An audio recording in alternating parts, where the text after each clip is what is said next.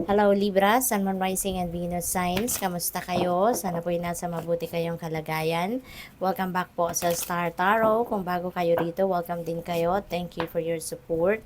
I truly appreciate it. God bless you all, Libra. Una mensahe ninyo for today, Queen of Cups po. Ayan. So, paalala lang ito sa inyo, no, na you are extra sensitive and extra intuitive around this time.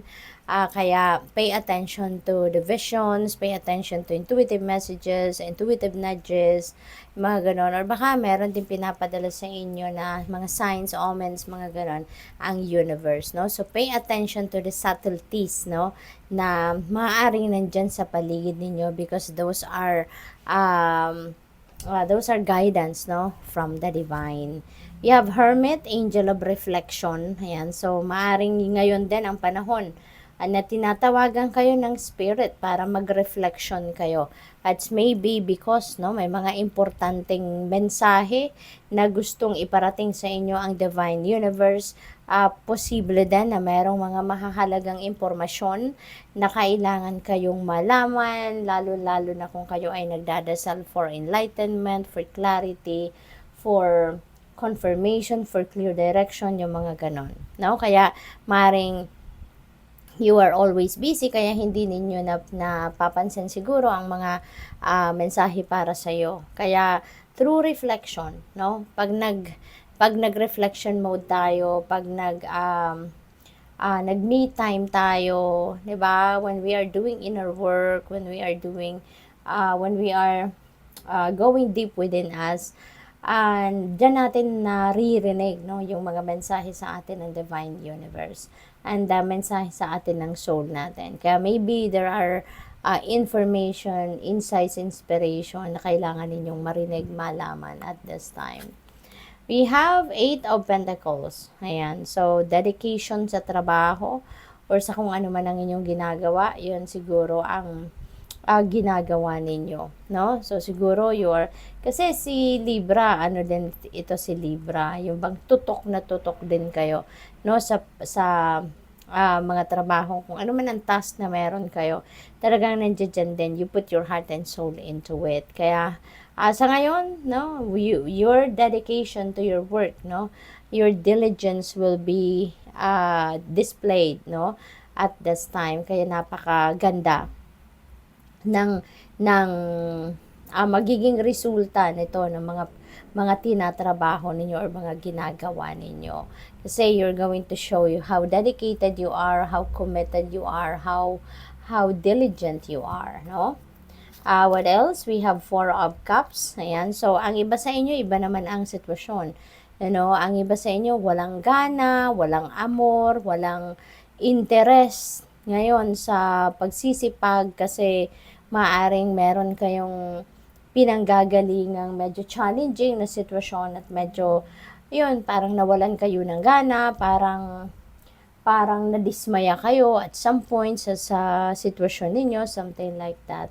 You know, kaya nagkakaroon kayo ngayon ng parang deadma lang kayo, playing deadma kayo sa mga nangyayari, no? And even sa mga opportunities na maaaring nandiyan sa paligid ninyo, parang dinededma ninyo kasi nga dala pa to ng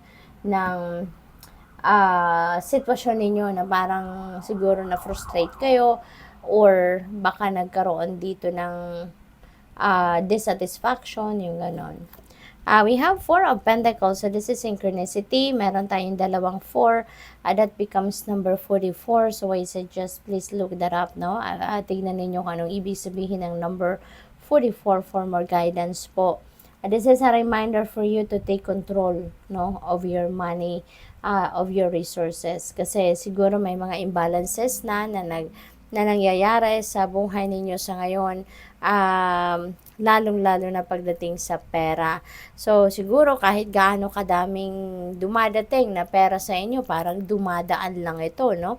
It's maybe because hindi ninyo minomonitor or hindi ninyo namomonitor ang in and out ng inyong pera.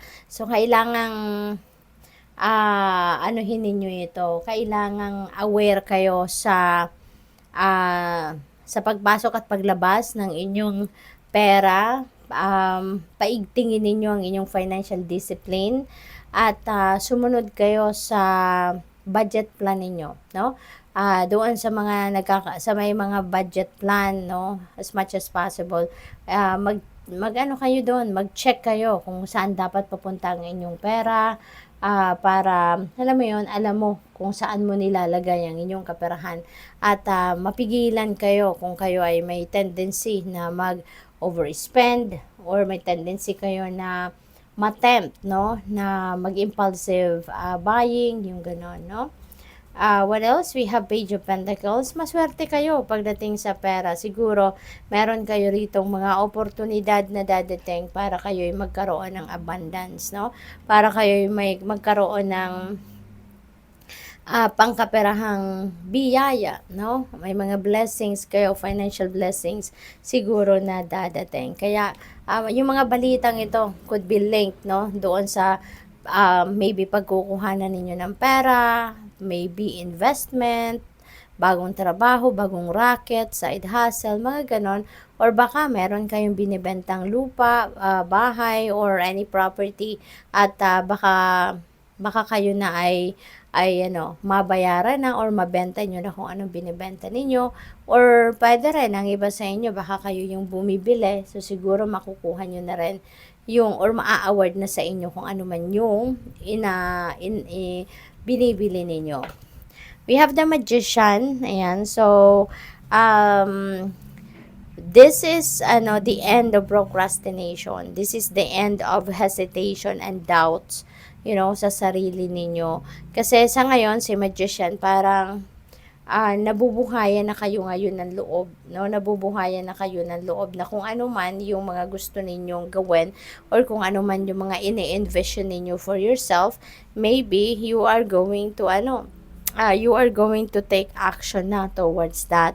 Siguro ang gagawin ninyo, nakikita nyo na or makikita nyo na siguro ngayon, mararecognize nyo na yung mga oportunidad at mga posibilidad na nandiyan dyan na maaaring makatulong para ma-carry out mo yung mga dreams ninyo or mga goals ninyo. Kaya, ayun, magiging excited na kayo, no, na simulan na kung ano man ang mga dreams ninyo para nang sa gayon, matupad nyo to or makalapit na kayo sa pagtupad, no, ng kung ano man ang mga dreams ninyo.